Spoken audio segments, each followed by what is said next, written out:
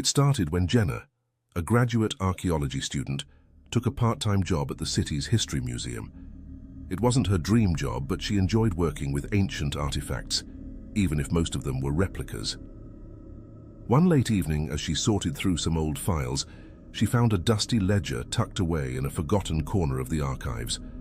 The ledger seemed unimportant at first, just a list of items from past exhibits, until she reached the final page.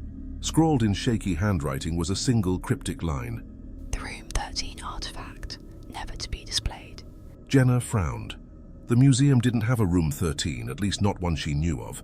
She flipped through the pages again, but that one entry stood out like a warning. Curiosity gnawed at her as she searched through old blueprints of the museum. Hidden deep in the layout was something strange, a small windowless room on the basement floor marked 13. The next day, Jenna asked her supervisor, Mr. Campbell, about it. He immediately shut her down. "That room doesn't exist," he said gruffly, eyes narrowing. "Forget about it." But that only fueled her curiosity. Why hide a room? What was so dangerous about an artifact that it had to be locked away? That night, she stayed late again, determined to find Room 13. Armed with a flashlight and the blueprints, Jenna descended into the basement. The air grew colder the deeper she went, and the faint hum of the city above faded into eerie silence. At the end of a narrow, forgotten hallway, she found it. A plain wooden door with the number SOI 13 etched faintly into the rotting wood. With trembling hands, Jenna turned the old key she had found in the ledger's folder. The door creaked open, and the smell of stale air hit her. Inside, dust floated through the beam of her flashlight, revealing a small, cramped room. In the center of the room was a glass display case, and inside the case she saw it, a twisted, grotesque statue. Its eyes were hollow, and its limbs were deformed, like a figure frozen in some horrible agony. A brass plaque at the base read, "The Watcher." From the moment Jenna found the Watcher, strange things started happening. At first it was small, shadows moving in the corner of her eye, footsteps echoing behind her when no one else was around, and lights flickering whenever she walked through certain parts of the museum. But the longer she spent cataloging items near Room 13, the more intense it became.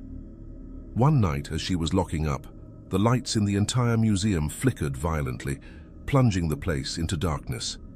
The exhibits around her seemed to shift and contort in the brief flashes of light, their figures watching her. The mannequins seemed to turn their heads ever so slightly. When the lights finally stabilized, everything returned to normal, except for a faint tapping sound, like fingers drumming on glass. Jenna knew it was coming from Room 13. Determined to understand what was happening, she reached out to Dr. Howard Grayson, a retired curator who had worked at the museum decades earlier. When she mentioned the Watcher, Grayson grew quiet. "You found it, didn't you? That artifact isn't just a statue. It's ancient, far older than anything else in this museum, maybe older than humanity itself." He explained that the Watcher had been sealed away for good reason. It wasn't meant to be displayed. Legend had it that the Watcher was created by a lost civilization, a guardian of sorts, meant to imprison something far worse. Over time, people forgot the reason for its existence, but the warnings remained. Grayson's final words chilled Jenna to her core. "Whatever you do, don't touch it. If it's disturbed, whatever it guards might wake." That night, Jenna couldn't shake the feeling that something was wrong. She returned to the museum after hours, determined to check on the Watcher one last time. As she descended into the basement, her heart pounded in her chest. The hallway leading to Room 13 was darker than before, the air heavy with tension. When she reached the door, she found it ajar. Her stomach dropped. Inside, the glass case was shattered. The Watcher lay on the ground, cracked but intact. Her hands trembled as she approached it, against her better judgment. Just as she reached down to inspect it, she hesitated. The room grew unbearably cold, and a whisper, no, a chant, echoed in her ears. But she couldn't make out the words. Her fingers brushed the surface of the statue. Immediately, the room seemed to warp. The walls twisted, and the floor beneath her shifted. Darkness swirled around her, and from the shadows she heard it, A slow, deliberate sound of footsteps, but they weren't coming from behind her. They were coming from within the room. Jenna stumbled back, heart racing. Her flashlight flickered and died, plunging her into complete darkness. Something moved. She wasn't alone. The footsteps grew louder, closer as Jenna fumbled to find her way out. Her flashlight flickered back on for just a second, and in that brief moment of light she saw it. A figure taller than any human, its face a hollow void standing just feet away. With a scream, she bolted for the door, slamming it shut behind her. She raced through the museum, the sound of the footsteps still echoing in her ears, following her all the way to the main floor. But when she burst outside, the night was calm, the world oblivious to the terror she had just witnessed. The next morning, Jenna was gone.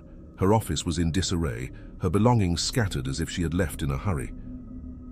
The museum staff searched for her, but there was no trace.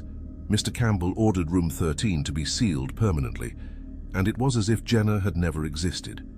But every now and then, late at night, those who worked the late shift reported hearing footsteps coming from the basement. Slow, deliberate, like something pacing the halls, waiting. And if you listen closely, they say, you can hear the faint sound of fingers tapping on glass. The watcher had been disturbed, and something had woken up.